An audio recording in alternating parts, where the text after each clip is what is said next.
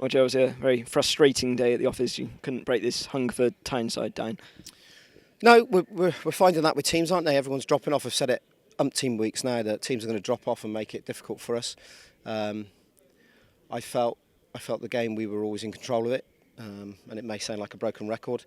We've tried everything we possibly can, changing personnel, changing shape several times, but at the present moment we're not quite doing enough in the final third. Everything else is absolutely fine, and we've gone in a little bit more direct second half as well, up to Ryan, but I've said to the boys, we've done a couple of sessions on it a few weeks back about it's not work rate, it's not attitude, it's about a dynamic movement. So when it goes into the front, whether you're coming off a player quickly, whether it's gone into Ryan Brunt and we're going off the front of him to go and collect it, whether it's then creating an overload in a wide area, so 2 or 3 coming out to go against 3v2 or 2v1s, we're not quite doing enough at the present moment with that, and that's hence why we're not scoring the goals that we were scoring early in the season. I'll never ever doubt these boys' attitude, their work rate. They've always been a credit to me and to the football club in that. And at the moment, things aren't quite happening in the final third, which will happen during the course of a season. I'd also challenge any team to come and play on this pitch. It's really difficult. It may look okay, but it's a difficult pitch to go and play on. It's rock hard, it's solid.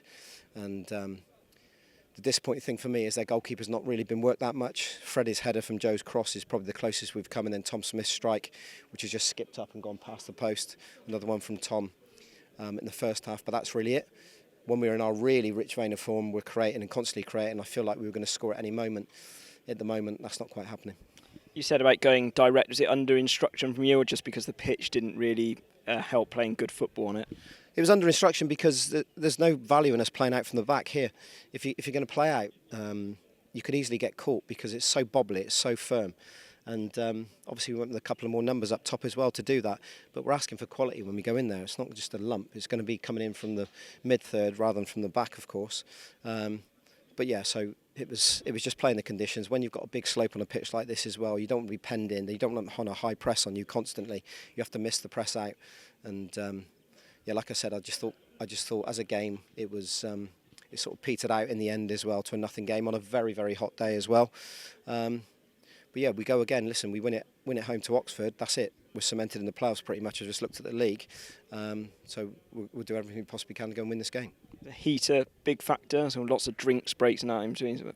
Well, I suppose both sets of players wouldn't have been used to playing in conditions like this. I think touching around 25 degrees in that second half. Yes and no. Yes and no. You can still move the ball. We didn't look out on our feet for sure. We were just waiting for that moment, that key moment, as I said, that spark. And we've got everyone back fit, and like I said, we've changed it so much. We've tried to change it to make something happen or help them out a little bit. But the players need to give us that little bit as well. We can help them on the side. We can make substitutions. We can do tactical stuff. But it's down to them on that field to go and do that moment. Have that moment in the game where you're going to make something happen in that final third. And like I said, it's not been enough over the course of 90 minutes to go and win the game. Positively in defence, yeah, another clean sheet on the road and a couple of really fine saves from Ryan Clark. Didn't have too much to do this afternoon, but he was given a few tests. Yeah, a couple of them which he dealt with. He dealt with very well. It's always a difficult one when you have the ball for such long spells. It's a concentration one for Ryan.